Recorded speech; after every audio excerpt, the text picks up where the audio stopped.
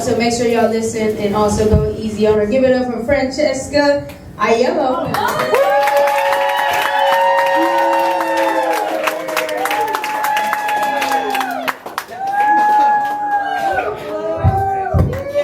This is my first time actually using a microphone. So I'd like to thank Francesca's fan club for showing up. I'm very my great uncle came. He's almost 80 years old. I think he was the oldest man.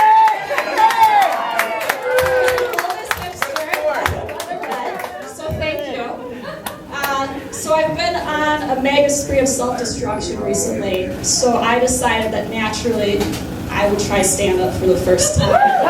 And, someone asked me recently, what are your hobbies? What do you like? And I realized I like to do as little as possible. And my hobbies are sleeping and crying, but it's not a socially acceptable answer. So I figured that I would try something new, so here I am.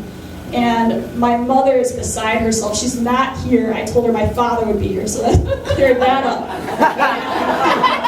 But she told me, she's like, people will be judging you.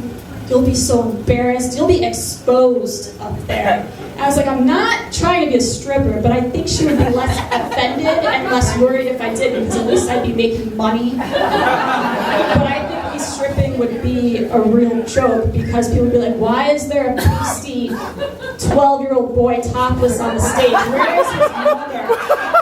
And I love food, and I know at my age they put me on the lunch buffet now. But I'd be trying to steal bites of chicken wings or shaking my butt at noon, and I'd be fired right away.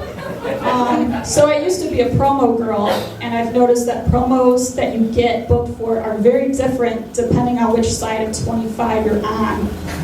When I was 21, I could book any promo I wanted. They wanted me to wear shiny underwear. I got paid a lot. It was great.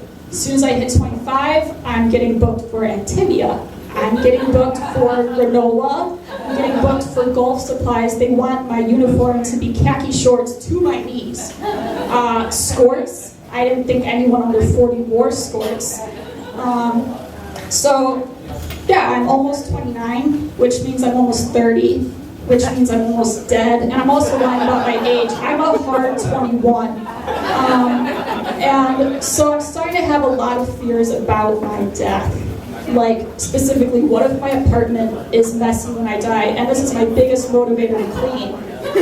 What if people come in and they realize, holy shit, Francesca has years worth of dead batteries and Taco Bell wrappers, and there's nothing of value at any place in her apartment. What if I die in my flannel PJs with holes in the butt? And what if I die and I have shaved nothing in a really long time, and then it's put on my autopsy report, and that's public information, and everyone will know.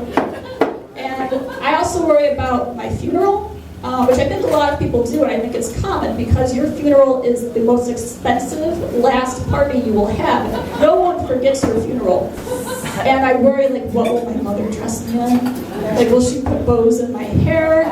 What if the food's not good? What if the food doesn't motivate people to come? What if that's not enough? What if no one comes and it's just my immediate family, or my fan club right here, and just 2 co-workers are this is really awkward. Who knew she was such a loser? So it worries me. And I think I might be talking I'm about to hit myself in the face.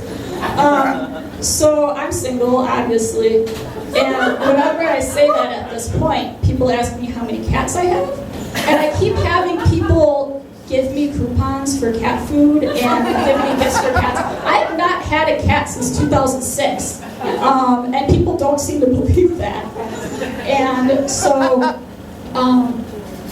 I'm blinking. I tried practicing for this, and I learned I could not memorize more than 2 minutes, and I am the only person that was dumb enough to not bring up a note card. So at this point, I apologize because it's gonna veer off. So anyways, dating is hard. Is it my time?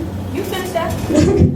So I've been, trying to date, but I don't like the Civil War veteran look, and I don't like a lot of tattoos. So that really narrows who I can date. So like Mormon missionaries, which I tried. I have so many books of Mormon, and no one goes for it. Or old guys.